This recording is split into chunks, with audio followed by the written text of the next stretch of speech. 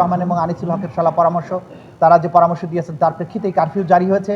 Shoot at site, যে দেখামাত্র গুলি করার যে নির্দেশ, সেই পরিকল্পনা বাস্তবায়নও কিন্তু তাদের পরামর্শেই হয়েছে। আনিসুল হক সাহেব বিশেষভাবে বলেছেন যে টু স্কুল অফ থটস, একটা হচ্ছে একেবারে শেষ করে দেয়া, অর্থাৎ আন্দোলনকারীদের একেবারে নির্মূল করার যে আইডিয়া, যে পরিকল্পনা, এই দুজন ব্যক্তির মাথা থেকেই এসেছে।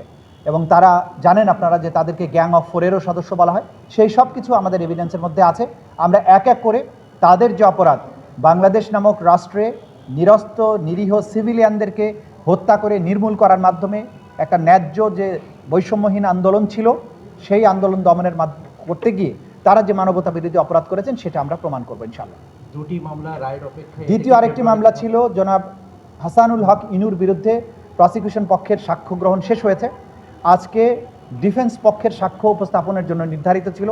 তারা একটি আবেদন দিয়েছিলেন, 3 জন সাক্ষীকে হাসানুল হক ইনুর পক্ষে সাক্ষ্য দেওয়ার জন্য তারা আবেদন